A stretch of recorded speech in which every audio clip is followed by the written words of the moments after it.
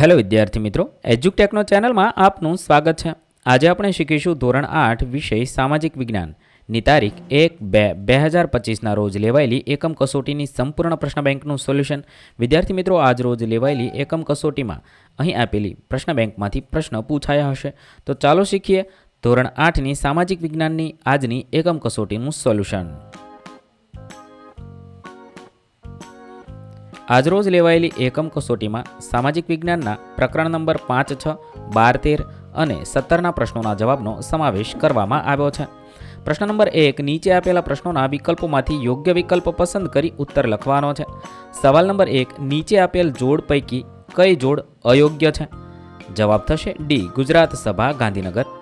2, હિન્દી રાષ્ટ્રીય મહાસભા કોંગ્રેસના પ્રથમ અધિવેશનના પ્રમુખ નીચેનામાંથી કોણ હતા?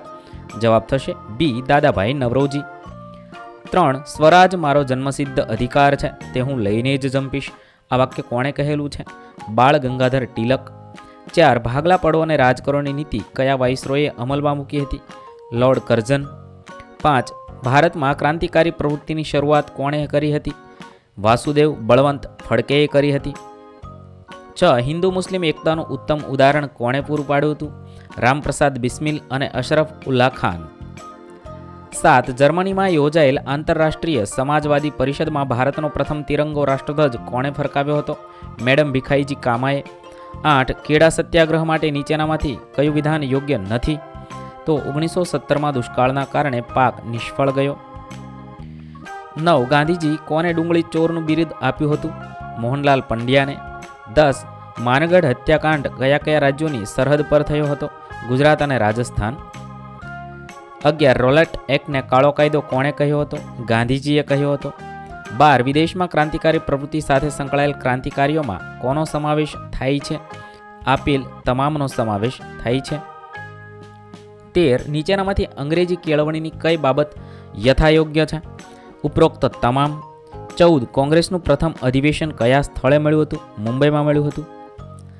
15, હિન્દી રાષ્ટ્રીય મહાસભાની સ્થાપનામાં નીચે પૈકી કોનો ફાળો સૌથી મહત્વનો છે? તો A.O. હ્યુમ.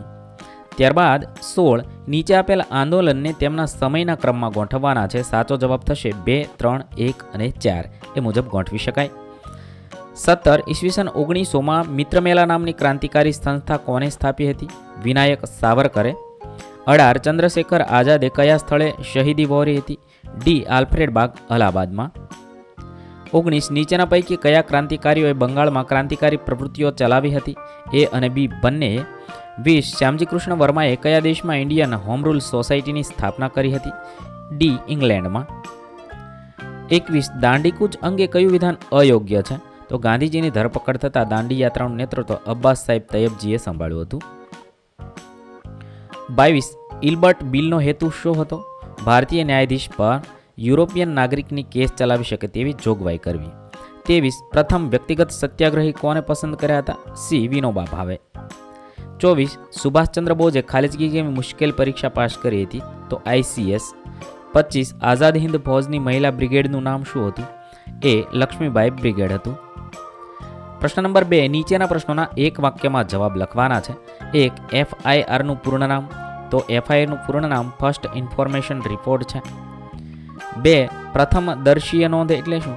ગુનાનો ભોગ બનનાર વ્યક્તિ સૌપ્રથમ નજીકના પોલીસ સ્ટેશનમાં ફરિયાદ નોંધાવે છે અથવા મૌખિક ફરિયાદ કરે છે. કેટલીકવાર પોલીસ સામેથી પણ ગુનાની નોંધ કરે છે. આમ ફરિયાદ અંગેની માહિતી પ્રથમવાર મળતી હોવાથી તેને પ્રથમદર્શીય અથવા પ્રથમ માહિતી નોંધ અથવા FIR કહેવામાં આવે છે. 3, દીવાની દાવા એટલે શું? મકાન, જમીન કે અન્ય સંપત્તિના હક અંગેના દાવાને દીવાની દાવા કહેવાય છે. 4, ફોજદારી દાવા એટલે શું? ચોરી, લૂંટફાટ, ખૂન, મારામારી વગેરેને લગતા દાવાઓને ફોજદારી દાવા કહેવાય છે. 5, તાલુકા અદાલતના ચુકાદા પર કઈ અદાલતમાં અપીલ કરી શકાય છે?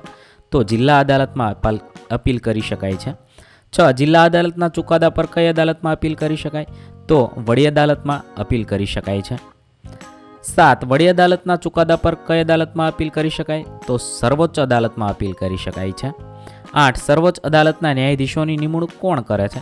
સર્વોચ્ચ અદાલતના વરિષ્ઠ ન્યાયાધીશ અને અન્ય ન્યાયાધીશોની નિમણૂક રાષ્ટ્રપ્રમુખ કરે છે. 9, મૂળભૂત હકોના પાલન માટેનો અધિકાર કઈ અદાલત પાસે છે? સર્વોચ્ચ અદાલત પાસે છે. 10. સર્વોચ્ચ અદાલતના ન્યાયાધીશોને હોદ્દા પરથી દૂર કરવાની પ્રક્રિયા કયા નામે ઓળખાય છે? તેને મહાભિયોગના નામે ઓળખવામાં આવે છે. 11. કઈ અદાલતનો ચુકાદો અંતિમ માનવામાં આવે છે જેના ચુકાદા પર ન્યાય મેળવવા અપીલ કરી શકાતી નથી? તો સર્વોચ્ચ અદાલતનો ચુકાદો અંતિમ માનવામાં આવે છે જેના ચુકાદા પર ન્યાય મેળવવા અપીલ કે અરજી કરી શકાતી નથી. 12. જ્યારે અદાલત પોતે જાહેર હિત બાબતે કેસ દાખલ કરે તેને શું કહેવાય છે? તેને સુઓ મોટો કહેવાય છે. 13. ન્યાયતંત્રને ઝડપી અને બિન ખર્ચાળ બનાવવા કઈ અદાલતો કાર્યરત છે? ઝડપી અને બિન ખર્ચાળ બનાવવા માટે લોક અદાલતો કાર્યરત છે. 14. પ્રાથમિક શાળાઓમાં આપવામાં આવતા મધ્યાહન ભોજનની શરૂઆત કઈ અદાલતના ચુકાદાને આધારે શરૂ કરાઈ હતી? તો મધ્યાહન ભોજનની શરૂઆત સર્વોચ્ચ અદાલતના ચુકાદાને આધારે શરૂ કરાઈ હતી. 15. ગુજરાતની વડી અદાલત કયા સ્થળે આવેલી છે? ગુજરાતની વડી અદાલત અમદાવાદમાં છે. ત્યારબાદ પ્રશ્ન નંબર 3, નીચેની ખાલી જગ્યા પૂરો. 1. વિશ્વમાં વસ્તીની દ્રષ્ટિએ ભારત બીજા ક્રમે છે. 2. વિશ્વની 90%થી વધારે વસ્તી પૃથ્વીના લગભગ 30% વિસ્તારમાં વસવાટ કરે છે. 3. વધારે વસ્તી ઉત્તર ગોળાર્ધમાં વસવાટ કરે છે. 4. વિશ્વની 60% વસ્તી ફક્ત 10 દેશોમાં વસવાટ કરે છે. 5. વર્ષ 2011 પ્રમાણે વિશ્વની સરેરાશ વસ્તી ગીચતા 54 છે. 6. વર્ષ 2011 પ્રમાણે ભારતમાં વસ્તી ગીચતાનું પ્રમાણ 382 છે. 7. વર્ષ 2011 પ્રમાણે ગુજરાતમાં વસ્તી ગીચતાનું પ્રમાણ 308 છે. 8. વિશ્વમાં સૌથી વધારે વસ્તી ગીચતા ગંગા નદીના મેદાની વિસ્તારમાં જોવા મળે છે. 9. ઇજિપ્તના નાઇલ નદીના ફળદ્રુપ મેદાન ગીચ વસ્તી ધરાવે છે. 10. જાપાનનું ઓસાકા શહેર આર્થિક પરિબળના લીધે ગીચ વસ્તી વસવાટનું ક્ષેત્ર બન્યું છે. 11. ભારતનું મુંબઈ શહેર આર્થિક પરિબળને લીધે ગીચ વસ્તી ધરાવે છે. 12. ક્ષેત્રફળની દ્રષ્ટિએ રાજસ્થાન ભારતનું સૌથી મોટું રાજ્ય છે. 13. સંયુક્ત રાજ્ય અમેરિકાની 5% વસ્તી ખેતી પશુપાલન જેવા પ્રાથમિક કાર્યોમાં જોડાયેલી છે. 14. ભારત દેશમાં કૃષિ પર આશ્રિત વસ્તીનું પ્રમાણ આશરે 60% છે. 15. પ્રતિ 1000 પુરુષોની વસ્તીએ સ્ત્રીઓની વસ્તીને સ્ત્રી પુરુષનું પ્રમાણ કહે છે. 16. કેરળમાં દર 1000 પુરુષોએ સ્ત્રીનું પ્રમાણ 1084 છે. 17. ઈસવીસન 1901માં ભારતમાં સાક્ષરતા દર 5% હતો. 18. ભારતમાં કેરળ રાજ્યમાં સાક્ષરતાનો સૌથી દર વધુ છે. 19. ઈસવીસન 2011માં ભારતમાં સાક્ષરતાનો દર 74.04 હતો. 20. રાષ્ટ્રનું સૌથી મોટું સંસાધન વસ્તી છે. પ્રશ્ન નંબર 4, જોડકા જોડવાના છે. વિભાગ અ સાથે બ જોડીએ. 1. ગૃહ ઉદ્યોગ તો પાપડ ઉદ્યોગ છે. 2. ટચુકડા ઉદ્યોગ તો માટીકામ ઉદ્યોગ. 3. નાના કદના ઉદ્યોગ તો વાહન સમારકામ એટલે કે ગેરેજનો ઉદ્યોગ. 4. મધ્યમ કદના ઉદ્યોગ તો ઇલેક્ટ્રિક સાધનનો ઉદ્યોગ. અને મોટા કદના ઉદ્યોગમાં લોખંડ પોલાદના ઉદ્યોગનો સમાવેશ થાય છે. ત્યારબાદ બીજા જોડકા જોઈએ. 1. કૃષિ આધારિત ઉદ્યોગ તો શણ ઉદ્યોગ. 2. પશુ આધારિત ઉદ્યોગ તો ચર્મ ઉદ્યોગ. 3. સમુદ્ર આધારિત ઉદ્યોગ તો મત્સ્ય ઉદ્યોગ. 4. વન આધારિત ઉદ્યોગ તો કાગળ ઉદ્યોગ. 5. ખનિજ આધારિત ઉદ્યોગ તો સિમેન્ટ ઉદ્યોગ થશે. ત્યારબાદ પછીના જોડકા જોઈએ. ઓસાકા તો સુતરાઉ કાપડ ઉદ્યોગ. પિટ્સબર્ગ તો લોખંડ પોલાદના ઉદ્યોગ માટે. સુરત તો જરીકામવાળા કાપડ ઉદ્યોગ માટે ફેમસ છે. બેંગલુરુ તો ઇન્ફોર્મેશન ટેકનોલોજી ઉદ્યોગ વિકસેલો છે. 5. ઢાકા તો મલમલ કાપડના ઉદ્યોગ માટે જાણીતું છે. ત્યારબાદ 1. ભિલાઈ છત્તીસગઢમાં આવેલું છે. 2. દુર્ગાપુર પશ્ચિમ બંગાળમાં છે. 3. જમશેદપુર ઝારખંડમાં છે. 4. રાઉરકેલા ઓડિશામાં છે. 5. ભદ્રાવતી કર્ણાટકમાં આવેલું છે. ત્યારબાદ પ્રશ્ન નંબર 5, ટૂંકનોંધ લખો. કોઈ પણ એક ટૂંકનોંધ લખવાની છે. અહીં આપણે દરેક ટૂંકનોંધના જવાબ લખીશું. 1. અંગ્રેજોના આગમન સમયે ભારતમાં શિક્ષણની સ્થિતિ. વિદ્યાર્થી મિત્રો, જવાબ ખૂબ લાંબો થવાને કારણે હું જવાબ વાંચતો નથી. તમે વિડીયોને પોઝ કરી જવાબ લખી શકો છો. આ રીતે તમે ટૂંકનોંધ લખી શકો છો. 2. અંગ્રેજ કાળમાં સ્ત્રી શિક્ષણ. અંગ્રેજ કાળમાં પ્રાચીન ભારતમાં સ્ત્રીઓ અને પુરુષોની શિક્ષણની સમાન તકો હતી. મધ્યયુગમાં સલામતીનું કારણ દર્શાવી સ્ત્રીઓને શિક્ષણ આપવાનું બંધ કરવામાં આવ્યું હતું. આ રીતે તમે અંગ્રેજ કાળમાં સ્ત્રીઓના શિક્ષણની સ્થિતિ વિશે લખી શકો છો. ત્યારબાદ 3. મહાત્મા ગાંધીના શિક્ષણ અંગેના વિચારો. મહાત્મા ગાંધીએ સ્વાતંત્ર્ય સંગ્રામની સાથે શિક્ષણ માટે ભગીરથ કાર્ય કર્યું હતું. તેમણે કરેલા શિક્ષણ અંગેના વિચારો તે અહીંયા લખ્યા છે. તમે આ મુજબ જવાબ લખી શકો છો. વિડીયો લાંબો થવાને કારણે વિડીયો પોઝ કરી તમે જવાબ લખી શકો છો. હું સમગ્ર જવાબ વાંચતો નથી. 4. વિધવા વિવાહ અંગેના સમાજ સુધારકોના પ્રયત્નો. રાજા રામમોહન રાય અને ઈશ્વરચંદ્ર વિદ્યાસાગરે વિધવા વિવાહ માટેના પુસ્તકો અને ચોપાનિયા દ્વારા લોકોને જાગૃત કર્યા છે.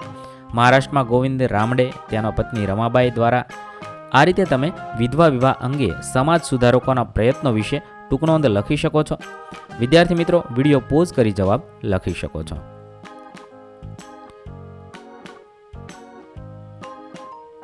5. સ્વામી વિવેકાનંદ અને રામકૃષ્ણ મિશન. સ્વામી વિવેકાનંદનો જન્મ 12મી જાન્યુઆરી 1863માં થયો હતો. તેમના પિતાનું નામ વિશ્વનાથ દત્ત અને માતાનું નામ ભુવનેશ્વરી દેવી હતું. વિવેકાનંદનું મૂળ નામ નરેન્દ્રનાથ હતું. તેના વિશે તમે આ મુજબ લખી શકો છો. તેમણે રામકૃષ્ણ મિશનની શરૂઆત કરી હતી અને સમાજ સેવા અને સમાજ સુધારણાનું કાર્ય કર્યું હતું. તે વિશે તમે આ મુજબ ટૂંક નોંધ લખશો.